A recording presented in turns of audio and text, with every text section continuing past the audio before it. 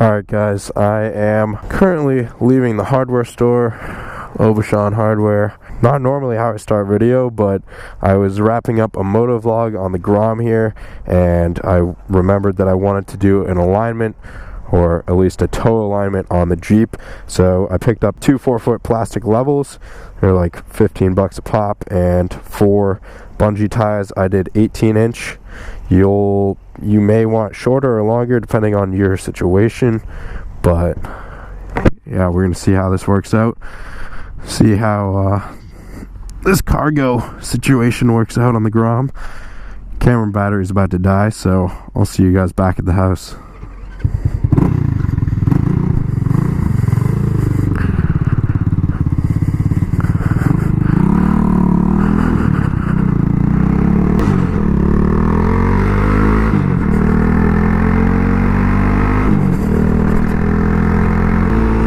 Honestly, looking at my rearview mirrors here, not sure if you guys can see as well as I'm seeing right now, but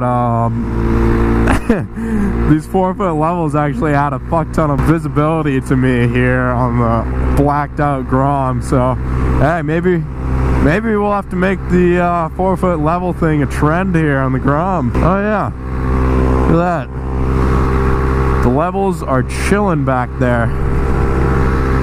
Alright, camera battery's about to die. I'll see you guys back at the house. Alright, we're back at the JD Cars HQ. This bungee setup actually worked out phenomenally. I was pretty surprised with how secure these were, but got that back in one piece. We have the JKU over here for those of you who have not seen my Jeep. It's on a 4-inch long arm lift from rough country and 37-inch Nitto trail grappler tires. Doesn't take a genius to see the front toe is towed out significantly. First and foremost, I want to pull the Jeep into the garage here. That's going to be the most level surface. I suppose it doesn't really matter if you're on a level surface, because in theory, if one level is off, then the other level is off the same amount, I guess, but I'm not really sure. I'm going to pull this into the garage. I'm sure there's a lot of wind noise right now, so get that thing in here and we'll get working.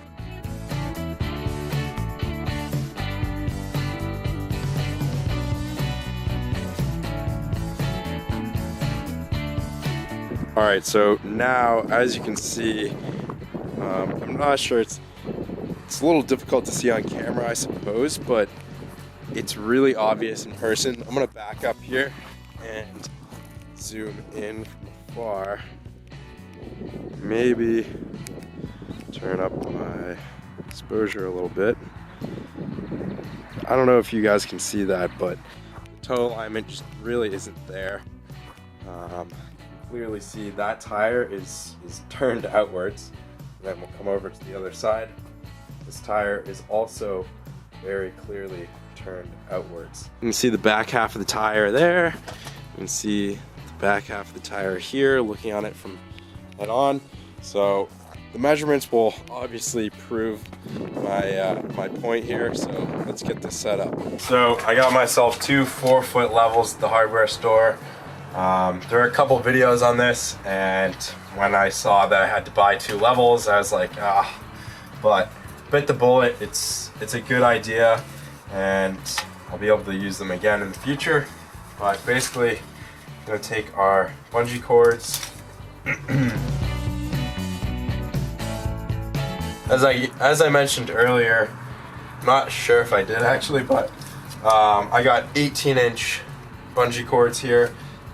Total random guess off the top of my head, but it looks like that was a good guess because it holds this firmly in place but still allows me to make adjustments as necessary. So at this point, we're now going to want to adjust the level such that the center level is as level as possible. And actually, I'm going to get a little bit more tension on the bungees here, because I don't want this moving once we get it level. We're going to want to make this as centered as possible on the tire, and then as level as possible as well. So first and foremost, We want this in the center of the wheel here, and then we want to get it as level as possible. As you can see here, we're sitting nice and level, and you want your level sideways here so that you have the least flex on the level. Of course, if you had it oriented like this, the skinny way, it would flex more, and you also wouldn't be able to see this as easily. So we have one set up here. I'm gonna go do the same on the other side. All right, passenger side and driver's side all set up with levels here, and I think you guys can probably see the direction I'm going in. I'm gonna go grab a tape measure, and then we can measure from the front two edges, the outside edges that is, to the outside edges of the rear. Then we can compare those measurements and align the toe properly. Now, as I told you guys, I have these oriented such in hopes of having the least flex possible, and they're not flexing too much, but there's a little bit of visible bending going on right now, which is going to affect our measurements. So I'm going to try to adjust our bungee cords to achieve less flex and as straight a level as possible. All right, I'm much happier with that. I'm going to go do the same thing on the other side. I do want to show you what I did. Took the bungee cord and wrapped around the level, opposed to wrapping around, and put the hooks on the wheels, opposed to the other way around. This is all going to differ, of course, depending on your spoke pattern, tires, and if they have, you know, these little nubs on the sides. But yeah, just try to get as straight and level as possible.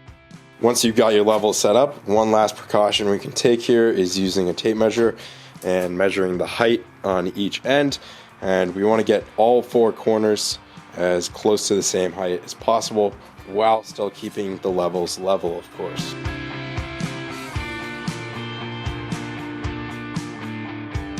.83 3/4 in the front, and I'm gonna have to finesse this tape measure through the control arms.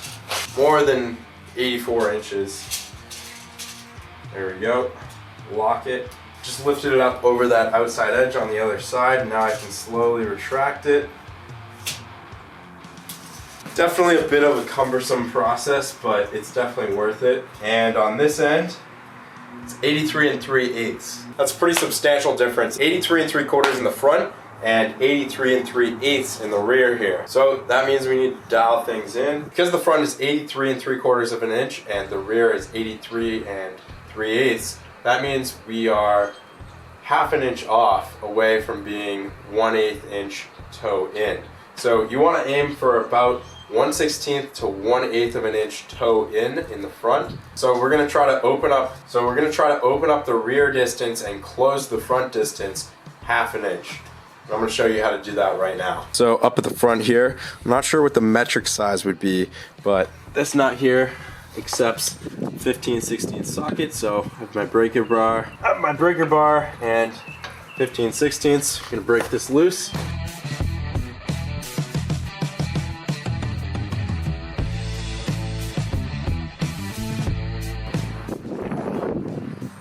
That sucked. Alright, I'm not 100%, but I believe when we turn this to the left, that'll bring our toe in. Take a measurement and see what happened. Yep, that brought it in. We're currently at 83 3/8. So I'm gonna check the rear and see what happened. All right, I just measured it. Those handful of turns that we did actually reversed it completely, funny enough. The front is now 83 3/8. The rear is now 83 3/4. So I need to decrease that. I'm gonna give it a few turns clockwise to the right and open up the toe just a little bit. All right. 83 5/8, 83 1/2, perfect. All right, guys, so I just got it dialed in perfectly, just what I was aiming for. We now have 83 5/8 in the front and 83 1/2 in the rear. So, of course, the difference, as you can see on the tape measure here, you can see the difference between 1/2 inch, and 5/8 of an inch is 1/8 of an inch, which is exactly what I was looking for. As I said, you don't want to really exceed that 1/8 of an inch. I would aim for 1/16 to 1/8 of an inch, but just looking at it now, the toe looks a hell of a lot better. It was quite a bit off. I'm interested to see how the steering feels now, how the steering stays centered, because I was having a lot of difficulty with the steering wheel staying centered. Time to tighten down that 15/16 locking nut that locks our adjustment in place here, and I'm going to take it for a spin and see how it feels. Alright, just got back from a quick test drive. I think there's absolutely a noticeable difference here in the steering and in the appearance of the angle here. I think the steering felt a lot better. It felt a little bit more crispy and responsive, if that makes any sense. And it also didn't feel like the Jeep wanted to wander to either side as much because the toe wasn't out on both sides. So yeah, it felt like it was going much more, straight down the road, wasn't pulling to either side. Felt really good. Now I just have to recenter my steering wheel and I'll be all set. So I hope you guys found this video helpful on how to adjust your toe on your Jeep right in your driveway at home. No need for a lift or a jack or anything. Jacking it up off the ground actually can affect your toe slightly. So leaving it on the ground is perfectly fine. Didn't make things difficult at all. And yeah. So, hope you guys found this video helpful. If you did, please go smash that like button. Let me know down in the comments what other videos you'd like to see. Please subscribe for more Jeep content, and I'll see you guys next time on JD Cars.